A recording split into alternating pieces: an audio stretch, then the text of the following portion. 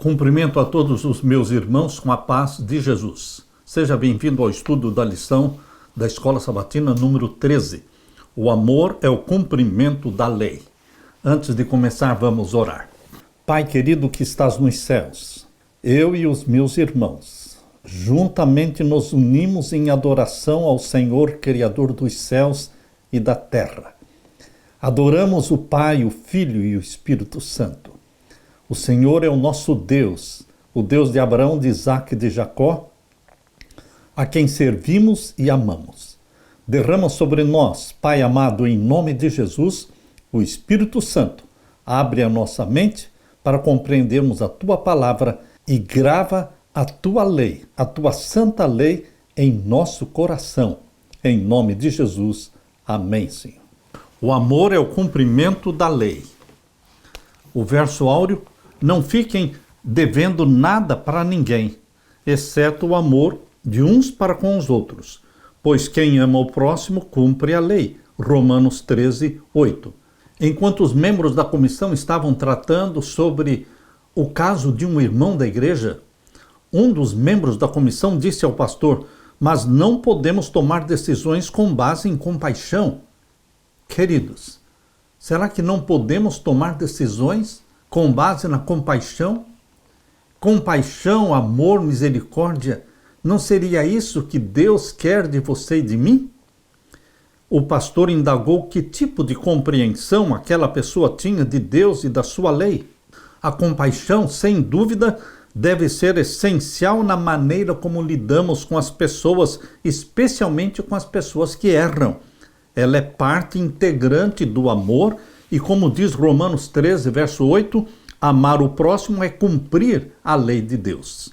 Se o amor é de fato o cumprimento da lei, então jamais devemos pensar na lei de uma forma separada do amor ou pensar no amor de uma forma que esteja desligada da lei. Nas Escrituras, o amor e a lei andam juntos. O legislador divino é amor e, portanto, a lei de Deus é a lei do amor. Como disse a serva de Deus, Ellen White, a lei de Deus é a transcrição do caráter de Deus, Parábolas de Jesus 178. A lei de Deus não é um conjunto de regras, de conceitos abstratos, mas mandamentos e instruções que se destinam ao nosso crescimento. Ela é a expressão do amor, tal como o próprio Deus o revela. A lei de Deus é inseparável de Deus. O governo de Deus possui uma lei. Todos os governos possuem leis. Que bagunça seria o país sem uma lei, sem uma Constituição?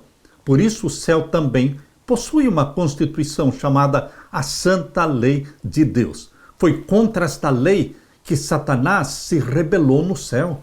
Ele, Lúcifer, criado perfeito, ele se rebelou contra Deus, contra a lei de Deus. Queridos, foi exatamente para isso que Jesus veio ao mundo, para mostrar que a lei de Deus é santa, justa e boa, que a lei de Deus pode ser obedecida, pois ele, Jesus Cristo, na forma de homem, vivendo como homem, viveu em obediência aos mandamentos de Deus. Ele é o nosso exemplo. Aleluia! Na parte de domingo, a lei do amor. A lei de Deus não consiste em conceitos abstratos, mas é uma expressão de relacionamento. Pense nos 10 mandamentos como sendo uma expressão do relacionamento que Deus quer que você tenha, primeiramente com Ele, o Criador dos céus e da terra, e depois com o seu próximo. Por isso a lei de Deus está dividida entre 4 mandamentos que falam do amor a Deus e 6 mandamentos que falam do amor ao próximo. Podemos ver isso claramente quando lemos os 10 mandamentos em Êxodo capítulo 20. A lei de Deus, de forma escrita, não existia no céu e não existia no Jardim do Éden. Porém, os 10 princípios da santa lei de Deus já existiam no céu e já existiam também no Jardim do Éden antes de Adão e Eva pecarem.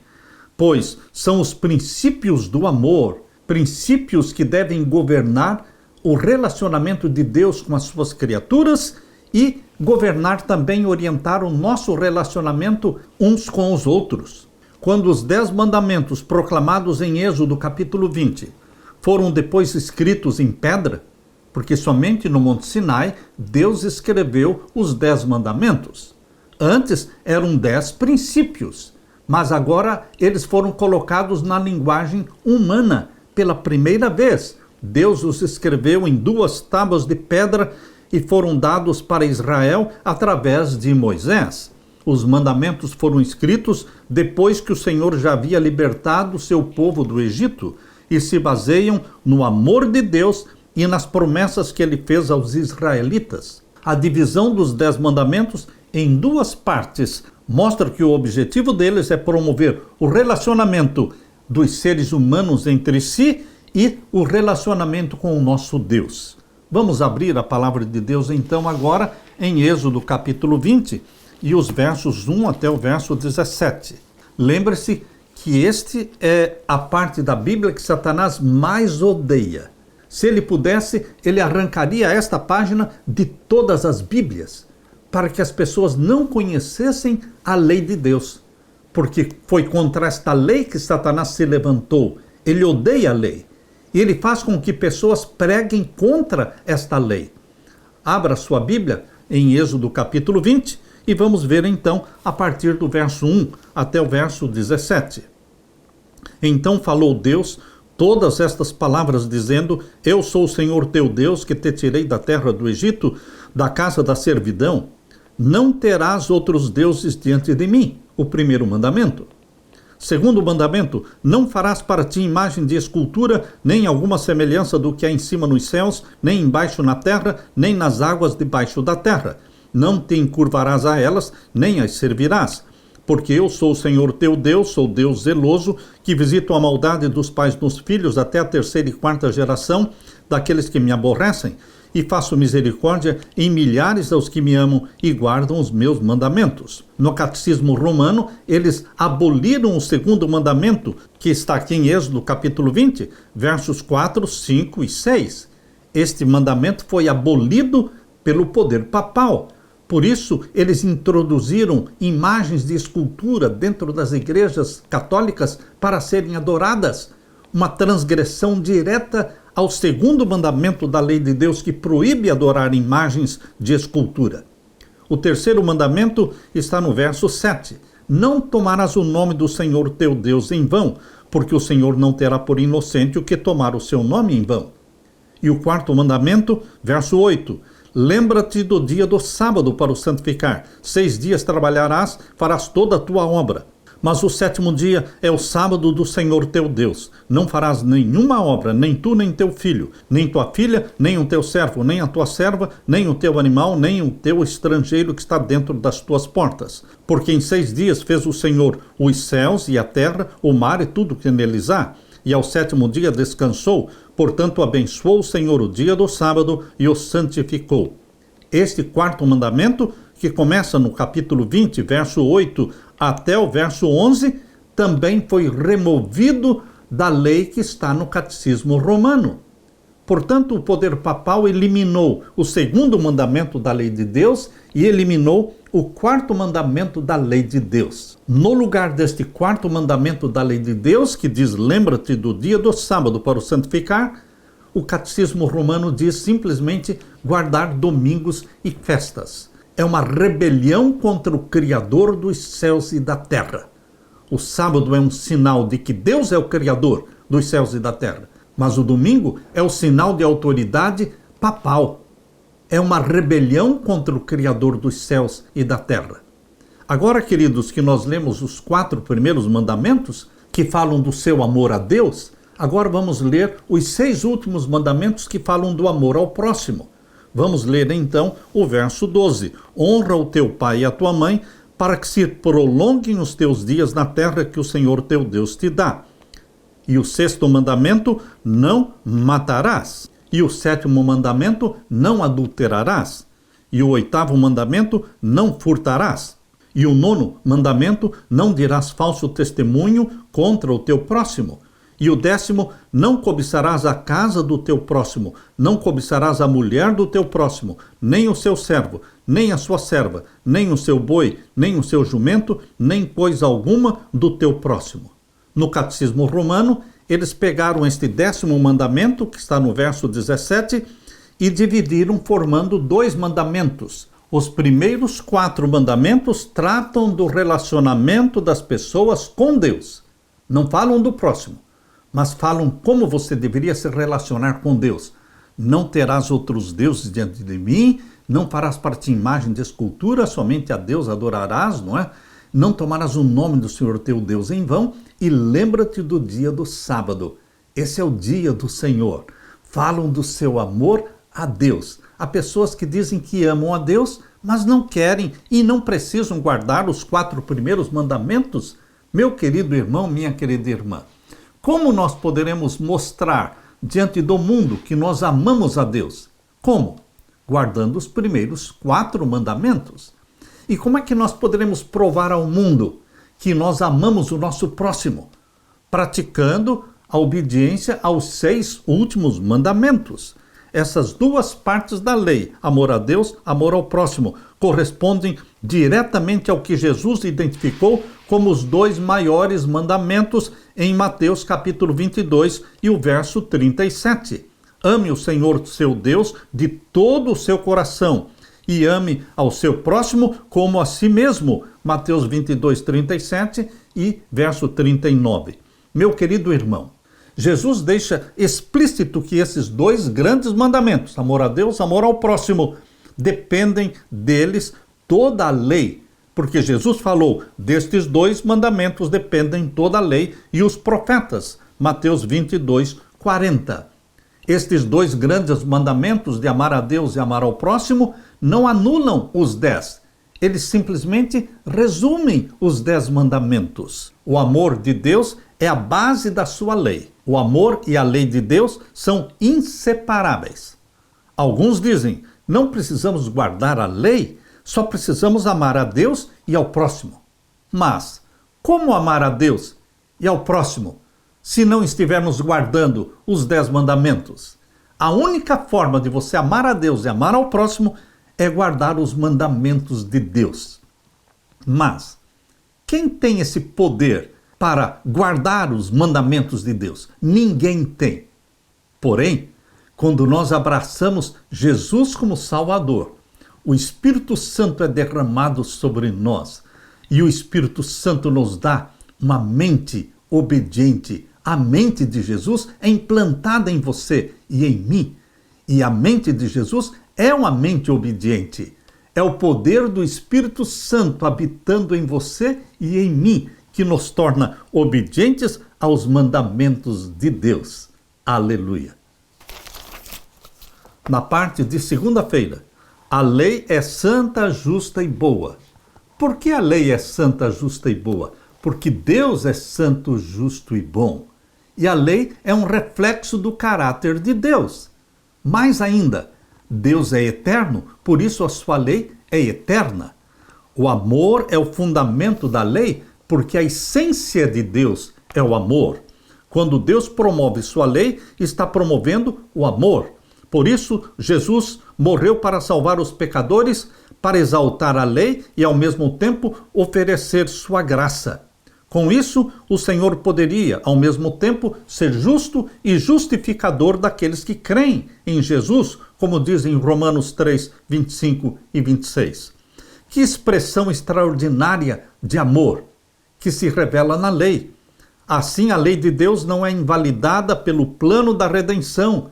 A lei de Deus é confirmada na sua vida, confirmada na vida daqueles que são salvos por Jesus Cristo. Abra sua Bíblia em Romanos capítulo 6. Romanos capítulo 6 e vamos ver então os versos 1 até o verso 3. Leia comigo. Que diremos, pois? Permaneceremos no pecado para que a graça abunde? De modo nenhum. Nós que estamos mortos para o pecado, como viveremos ainda nele? Como podem aqueles que dizem estar salvos pela graça do nosso Senhor Jesus Cristo, como podem eles continuar no pecado? Jesus Cristo não veio nos salvar em nossos pecados, mas ele veio para nos salvar dos nossos pecados. Jesus Cristo perdoa os nossos pecados e nos habilita para vivermos em obediência. Por isso não podemos usar o argumento de que a graça de Deus me dá a liberdade de continuar no pecado. Porque esta é a pergunta que Paulo está fazendo aqui em Romanos 6:1. Que diremos, pois? Permaneceremos no pecado para que a graça abunde? Porque somos salvos pela graça, vamos continuar no pecado? Não. De modo nenhum, diz Paulo. Verso 2. Capítulo 6 de Romanos, verso 2. De modo nenhum. Nós que estamos mortos para o pecado, como viveremos ainda nele? Lembre-se que 1 João 3,4 diz que pecado é transgressão da lei. Continuar vivendo no pecado é continuar vivendo na transgressão da lei de Deus. Mas o propósito da salvação na graça de Jesus não é para que você continue no pecado, na transgressão, mas para que você seja transformado em um filho, em uma filha obedientes a Deus. Verso 3. Ou não sabeis que todos quantos fomos batizados em Jesus Cristo, fomos batizados na sua morte? A morte de Jesus Cristo representa a morte para o pecado, sepultamento do velho, da velha natureza e nascer da água e do Espírito. Assim como Jesus morreu, foi sepultado e ressuscitou, assim também todos aqueles que vão entrar no reino de Deus, eles terão que morrer para o pecado, serem sepultados na sepultura líquida do batismo e então nascer como uma nova criatura, como filho e filha de Deus. Abra sua Bíblia e leia comigo também Romanos capítulo 7 e o verso 7 até o verso 12. Vejam as perguntas que Paulo faz aqui no capítulo 7, verso 7. Que diremos, pois? É a lei pecado? Obviamente que a lei não é pecado. A lei é um espelho moral que mostra o que é pecado. A lei não é pecado, mas a lei mostra, revela o que é pecado. Que diremos, pois, é a lei pecado? De modo nenhum, mas eu não conheci o pecado senão pela lei, porque eu não conheceria a concupiscência se a lei não dissesse não cobiçarás. É a lei que nos mostra o que é pecado. Verso 8. Mas o pecado, tomando ocasião pelo mandamento, obrou em mim toda a concupiscência, porquanto sem a lei estava morto o pecado. Ou seja, sem lei não existe pecado. Verso 9. E eu, em algum tempo, vivia sem lei, mas vindo o mandamento, reviveu o pecado e eu morri.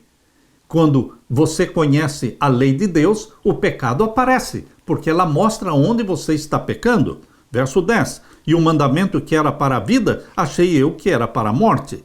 Porque o pecado, tomando ocasião pelo mandamento, me enganou e por ele me matou. Assim, a lei é santa e o mandamento santo, justo e bom. Não existe nada de errado com a lei. O erro está em mim, em você. Nós somos pecadores. E a lei mostra o nosso pecado como um espelho moral. Mas a lei não pode limpar o seu pecado, não pode libertá-lo do pecado. Isto somente o sangue de Jesus Cristo pode fazer.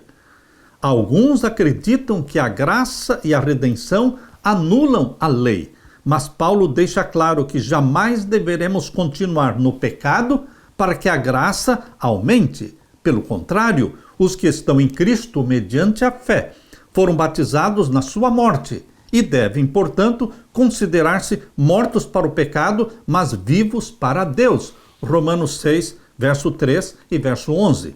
A lei de Deus não possui ligação com o pecado, mas, entre outras coisas, a lei torna o pecado e a nossa pecaminosidade mais visíveis para nós.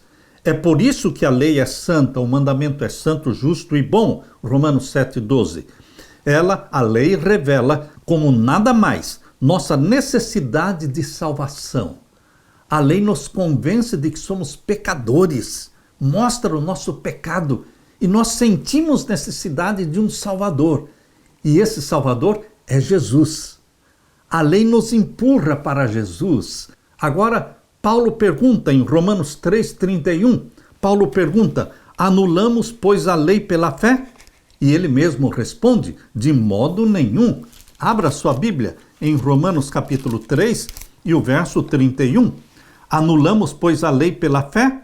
De maneira nenhuma. Antes estabelecemos a lei.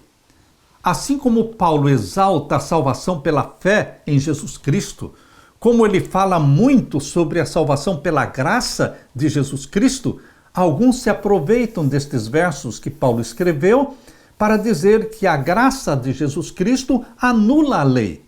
Mas Paulo deixa muito claro, em Romanos capítulo 3, verso 31, que a lei de Deus não é anulada pela graça, nem pela fé em Jesus Cristo.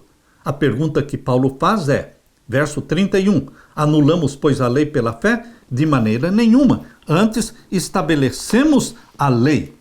Cristo não veio para abolir a lei, mas para cumprir tudo o que havia sido prometido na lei e nos profetas. Assim, Jesus declara, até que os céus e a terra passem. Abra sua Bíblia. Vamos ler este texto. Está em Mateus capítulo 5, verso 17. Leia comigo.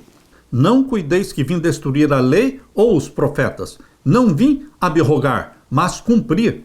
Porque em verdade vos digo que até que o céu e a terra passem, nem um jota ou um tio se omitirá da lei, sem que tudo seja cumprido.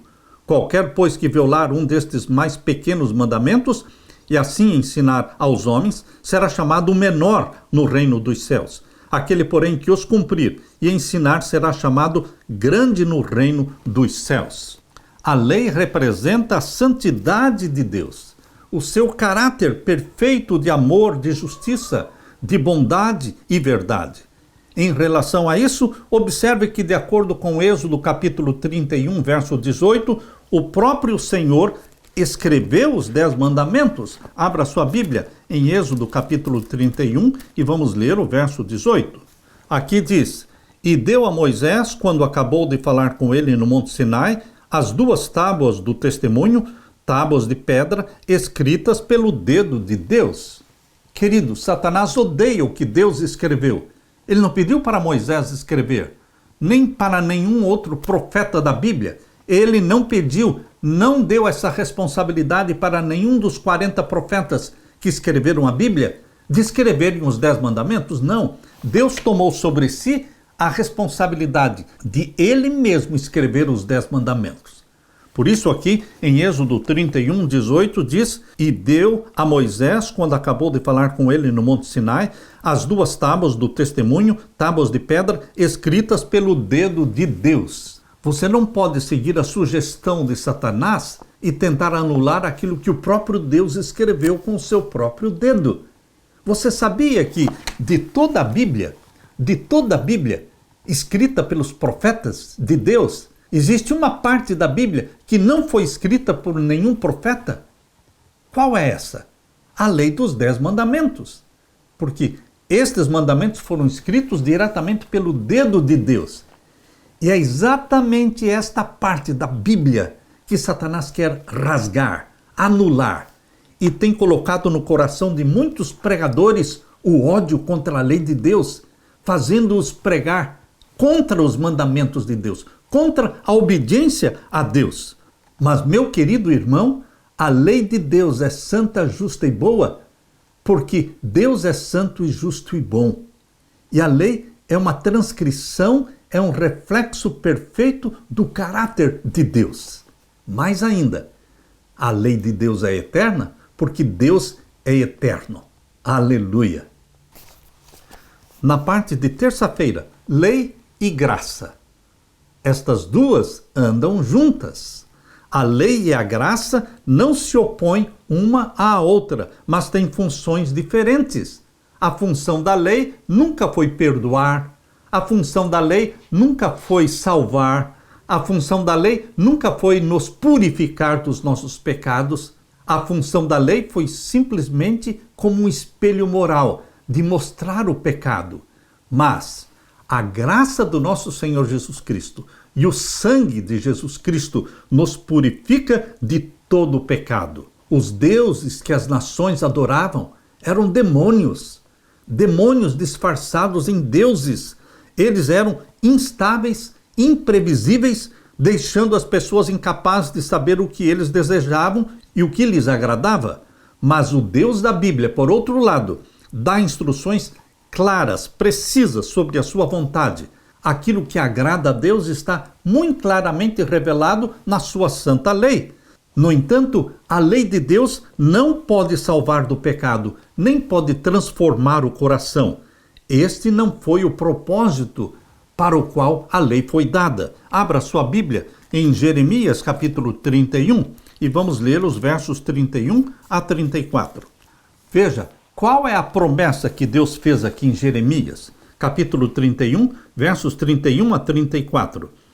Eis que vem dias, diz o Senhor, em que farei um concerto novo com a casa de Israel e com a casa de Judá, não conforme o concerto que fiz com seus pais, no dia em que os tomei pela mão para os tirar da terra do Egito, porquanto eles invalidaram o meu concerto, apesar de eu os haver desposado, diz o Senhor. Mas este é o concerto que farei com a casa de Israel depois daqueles dias, diz o Senhor. Porei a minha lei no seu interior. Esta é a obra do Espírito Santo. Colocar a lei de Deus no nosso interior. Gravar os mandamentos de Deus na nossa mente. Porei a minha lei no seu interior e a escreverei no seu coração. E eu serei o seu Deus e eles serão o meu povo. Paulo, o apóstolo Paulo, pegou este texto aqui de Jeremias, capítulo 31, verso 33, e escreveu esse texto lá em Hebreus, capítulo 8, e os versos 8 a 12. Ele fez uma transcrição do texto de Jeremias. A lei de Deus tem que ser gravada na nossa mente, ligada ao nosso próprio caráter. Só Deus é capaz de escrever a sua lei nos nossos corações, e ele prometeu fazer isso em favor do povo da aliança. Esta promessa está em Hebreus capítulo 8 e o verso 10. Porque este é o concerto que depois daqueles dias farei com a casa de Israel. Ele está citando Jeremias 31, 33. Porei as minhas leis no seu entendimento e em seu coração as escreverei, e eu lhes serei por Deus e eles me serão por povo. E não ensinará cada um ao seu próximo, nem cada um ao seu irmão, dizendo, conhece ao Senhor, porque todos me conhecerão, desde o menor deles até o maior. Porque serei misericordioso para com suas iniquidades, e de seus pecados e de suas prevaricações não me lembrarei mais. Meu querido irmão, aqui está a promessa de Jesus Cristo. No Novo Testamento, a lei é tão válida quanto no Velho Testamento. Porém, no Novo Testamento, Deus promete tirar a lei das tábuas de pedra e gravar esta lei na mente, no coração daquele que foi convertido, resgatado pelo sangue de Jesus. Não podemos ser salvos pela obediência à lei, nem no Antigo Testamento, nem no Novo Testamento. Não existe algo como salvos pela obediência. Salvos pelas obras. Não existe salvação pelas obras, nem pela obediência, nem no Antigo, nem no Novo Testamento. A salvação, desde o Jardim do Éden, foi pela graça. Por quê? Você se lembra que quando Adão pecou, um cordeiro foi morto no Jardim do Éden? Isto é graça. A graça prometida através de um cordeiro, que 4.000 anos depois do pecado de Adão, este cordeiro veio. É o Filho de Deus que encarnou, se tornou um de nós. Desde o Jardim do Éden, o sermão que Deus está pregando é salvação pela graça. Porém, aqueles que são salvos pela graça, eles têm prazer em obedecer os mandamentos de Deus. Não guardamos a lei para sermos salvos, mas guardamos a lei porque fomos salvos por Jesus Cristo. Nós nascemos da água e do Espírito. Não guardamos a lei para sermos amados pelo Senhor, mas guardamos os mandamentos porque já somos amados e, portanto, desejamos amar a Deus e ao nosso próximo. Isto é o que está em João capítulo 14, o verso 15. Abra sua Bíblia. Aqui Jesus Cristo está falando em João 14, 15. Se me amardes, guardareis os meus mandamentos. Meus queridos, Jesus não está dizendo, se você me ama, você não precisa guardar os mandamentos de Deus.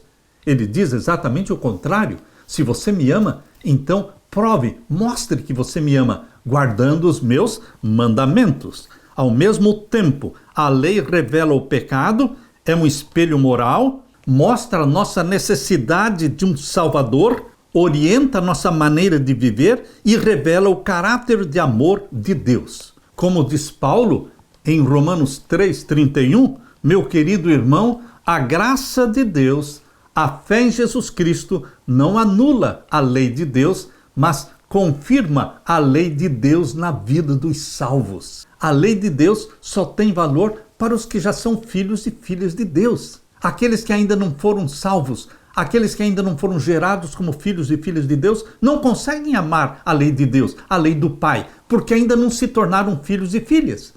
Mas quando nós somos gerados como filhos e filhas de Deus, e somos gerados pelo Espírito Santo, nascendo da água e do Espírito, então nossa vontade, nosso desejo, nossa alegria é agradar o nosso Pai, obedecer ao nosso Pai. Por isso a lei de Deus se torna importante na vida dos que já foram feitos filhos e filhas de Deus, gerados pelo Espírito Santo. Aleluia! Na parte de quarta-feira, o amor é o cumprimento da lei. Aquele que não ama, não cumpre a lei. Mas aquele que ama a Deus e ama o seu próximo, está cumprindo os 10 mandamentos. Não é exagero enfatizar a forte relação que existe entre o amor e a lei. Na verdade, de acordo com as Escrituras, amar é cumprir a lei de Deus. É isso que Paulo diz aqui em Romanos, abra sua Bíblia, em Romanos capítulo 13. E vamos ler os versos 8 até o verso 10. A ninguém devais coisa alguma a não ser o amor com que vos ameis uns aos outros, porque quem ama aos outros cumpriu a lei. Não devemos dever nada a ninguém, a não ser o amor. E quem ama, cumpre a lei. Com efeito, não adulterarás, não matarás, não furtarás, não darás falso testemunho, não cobiçarás. E se há algum outro mandamento, tudo nesta palavra se resume: amarás ao teu próximo como a ti mesmo. O amor não faz mal ao próximo, de sorte que o cumprimento da lei é o amor.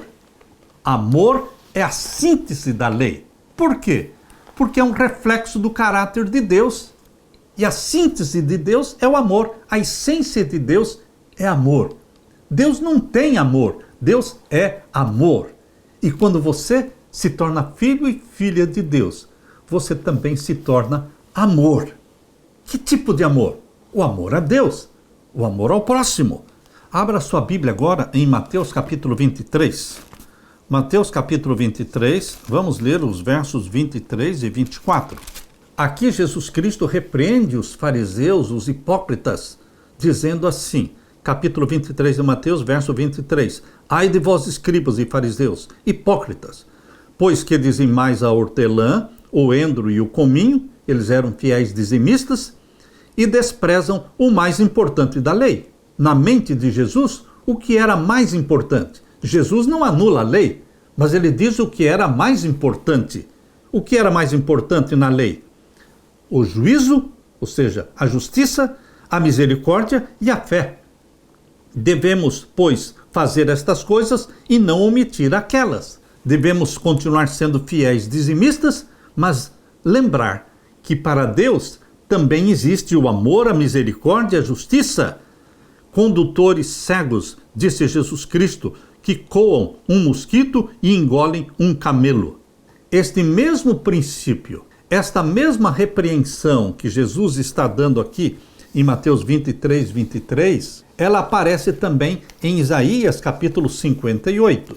Aqui em Isaías 58, Deus condena e não aceita o jejum que eles estavam fazendo, porque eles estavam jejuando, mas não estavam usando de misericórdia para com o pobre e o necessitado.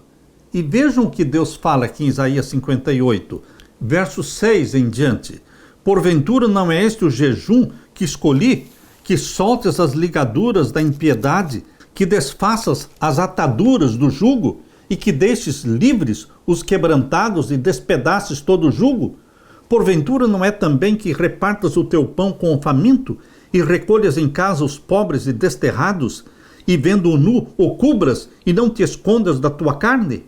O povo queria fazer jejum, mostrando que amavam a Deus, mas eles estavam negligenciando o quê? A caridade, a bondade, a misericórdia, o estender a mão para o pobre necessitado. E Deus está dizendo, este jejum que vocês estão fazendo, eu não posso aceitar, porque eu quero que vocês pratiquem a misericórdia. Porventura, não é também que repartas o teu pão com o faminto? Vocês estão percebendo? a repreensão de Jesus em Mateus 23, 23, condenando os escribas e fariseus hipócritas porque eles eram fiéis dizimistas, mas não usavam de amor e de misericórdia para com o pobre necessitado. Aqui também, em Isaías capítulo 58, Deus está dando ênfase ao mesmo ponto. Eu não quero somente jejuns, eu quero misericórdia, bondade, cortesia, amabilidade.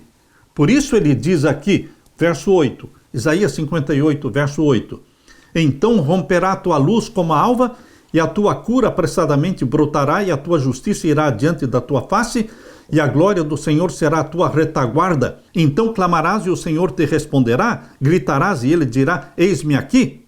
Quando Deus vai dizer, eis-me aqui, se tirares do meio de ti o jugo, o estender do dedo e o falar vaidade, se abrires a tua alma ao faminto, e fartares a alma aflita, então a tua luz nascerá nas trevas e a tua escuridão será como o meio-dia.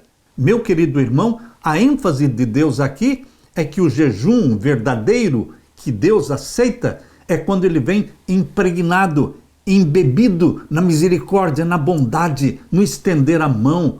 É neste contexto de Isaías 58, cuja ênfase é o amor, a caridade e a bondade, é nesse contexto que Deus então declara, Isaías 58, 13, se desviares o teu pé do sábado e de fazer a tua vontade no meu santo dia, e se chamares ao sábado deleitoso e santo dia do Senhor, digno de honra, e o honrares não seguindo os teus caminhos, nem pretendendo fazer a tua própria vontade, nem falar as tuas próprias palavras, então te deleitarás no Senhor, e te farei cavalgar sobre as alturas da terra, e te sustentarei com a herança do teu pai Jacó, porque a boca do Senhor o disse. Queridos, se nós lermos esse texto de Isaías 58, verso 13 e 14, esquecendo-nos do restante do capítulo, pode ser que a ênfase seja somente o sábado, a guarda do sábado. Porém, quando você lê todo o capítulo 58 de Isaías, você está percebendo que a ênfase do capítulo todo é misericórdia, caridade, estender a mão, ajudar o pobre, o necessitado, vestir o nu, alimentar o faminto. Então, a obediência a Deus, a guarda do sábado, se torna aceitável a Deus. Por isso Jesus disse que é lícito fazer o bem no sábado, porque as 24 horas santas do sábado devem estar envolvidas, ligadas à misericórdia, à bondade, ao fazer o bem. Por isso que Jesus era acusado de transgredir o sábado. Não que ele estivesse transgredindo o sábado, mas porque ele estava praticando o bem. E ele quer que também você entenda que é lícito fazer o bem. O sábado é um dia de amor a Deus e também de amor ao próximo. É um dia de misericórdia, é um dia de caridade. O amor como cumprimento da lei envolve não apenas guardar a lei no sentido de deixar de cometer pecados, mas a guarda da lei significa fazer ativamente o bem, praticar as obras de amor que promovam a justiça e a misericórdia. Ser fiel a Deus é mais do que não violar a letra da lei, mas obedecer o princípio da lei. E o princípio da lei é o amor a Deus e o amor ao próximo. Que em você e que em mim o Espírito Santo grave a lei de Deus e que assim como o nosso Pai é descrito como amor, você e eu sejamos também descritos como amor, porque somos filhos do Pai, cuja essência é o amor. Aleluia! Na parte de quinta-feira, acima de tudo, amem uns aos outros. Se o amor é o cumprimento da lei, não podemos guardar a lei de Deus simplesmente deixando de fazer coisas erradas. A lei de amor não só ordena deixar de fazer o mal, mas nos leva a praticar atos que revelam o amor de Deus, não apenas aos membros da igreja, mas também ao mundo em geral, que necessita com urgência do verdadeiro testemunho cristão. A ênfase da lei não se restringe ao não fazer, não faça isso, não faça aquilo. A ênfase da lei está no fazer. Faça isso, faça como Jesus Cristo, viva amando, viva servindo, viva se dando pelas pessoas. Tiago capítulo 2, versos 1 até o verso 9. Veja o que Deus está falando através de Tiago, capítulo 2, verso 1 em diante. Meus irmãos, não tenhais a fé de nosso Senhor Jesus Cristo, Senhor da glória, em acepção de pessoas. Ou seja, faça como Jesus. Ele nunca fez acepção de pessoas. Verso 2. Porque se no vosso ajuntamento entrar algum homem com anel de ouro no dedo, com vestidos preciosos, e entrar também algum pobre com sórdido vestido, e atentardes para o que traz o vestido precioso, e lhe disserdes, assenta-te tu aqui num lugar de honra, e disserdes ao pobre, tu fica aí em pé, ou assenta-te debaixo do meu estrado, porventura não fizeste distinção dentro de vós mesmos, e não vos fizestes juízes de maus pensamentos? Ouvi, meus amados irmãos, porventura não escolheu Deus aos pobres deste mundo, para serem ricos na fé e herdeiros do reino que prometeu aos que o amam? Mas vós desonrastes o pobre, porventura não vos oprimem os ricos, não vos arrastam aos tribunais? Porventura não blasfemam eles o bom nome que sobre vós foi invocado? Todavia, se cumprirdes conforme a Escritura, a lei real, amarás o teu próximo como a ti mesmo, bem fazeis. A ênfase que Tiago está dando aqui é de cuidar do pobre, é de cuidar daqueles que todos desprezam, não fazer acepção de pessoas. Jesus morreu também pelos ricos, mas ele também morreu pelos pobres. Verso 9. Mas, se fazeis acepção de pessoas, cometeis pecado, e sois redarguidos pela lei como transgressores. O que mais existe no mundo é acepção de pessoas, seja na igreja, seja na sociedade, seja em qualquer lugar. Se você está bem vestido, ou se você tem um lindo carro, e se você tem muito dinheiro, você será bajulado. Você será carregado no colo, você será bem tratado. Mas, se você é pobre, ou se você está mal vestido, você é desprezado, você é marginalizado. A sociedade de hoje é igual à sociedade nos dias em que Tiago escreveu. Mas Jesus está dizendo que nós, quando somos convertidos, salvos em Jesus, transformados pelo poder do Espírito Santo que em nós habita, nós não vamos fazer acepção de pessoas. Nós vamos tratar a todos de igual forma e vamos estender a mão aos necessitados. Tiago condena a injustiça, identificando especificamente a opressão e os maus tratos aos pobres por parte de alguns ricos. Depois, Tiago, chama a atenção para a lei do amor ao próximo, dizendo que se cumprirmos essa lei, fazemos bem. Tiago 2,8. Ellen White escreveu assim: o amor aos seres humanos é a manifestação do amor de Deus para com a terra.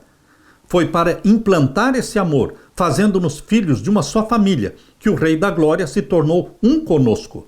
E quando se cumprirem as palavras que ele disse ao partir, que vos ameis uns aos outros, assim como eu vos amei, João capítulo 15, verso 12, quando amarmos o mundo assim como ele o amou, então sua missão por nós estará cumprida. Estaremos preparados para o céu, pois teremos o céu no coração. Amar no sentido de querer salvar as pessoas. Então estaremos preparados para o céu. Que expressão poderosa do que é ser um seguidor de Cristo. Jesus ordena aos cristãos que amem uns aos outros, assim como ele os amou. Ele diz: nisto todos conhecerão que sois meus discípulos, se vos amardes uns aos outros. João 13, 34 e 35. O amor é central para a fé cristã, porque Deus é amor e os que dizem amá-lo devem amar uns aos outros. 1 João 3, 11. Meu querido irmão, Pedro nos exorta, dizendo: acima de tudo, porém, tenham muito amor uns para com os outros, porque o amor cobre a multidão de pecados. 1 Pedro capítulo 4, verso 8. Meu querido irmão, acima de tudo, amem uns aos outros. Jesus Cristo nos deu o exemplo de uma vida de amor. Ele amava os ricos e amava os pobres. Ele entrava na casa dos ricos e na casa dos pobres. Os que servem os outros serão servidos pelo Supremo Pastor. Eles próprios beberão da água viva e ficarão satisfeitos. Não desejarão diversões viciantes ou alguma distração. O grande assunto que atrairá seu interesse será como posso salvar pessoas que estão quase a se perder. O relacionamento social daqueles que foram salvos pelo sangue de Jesus Cristo.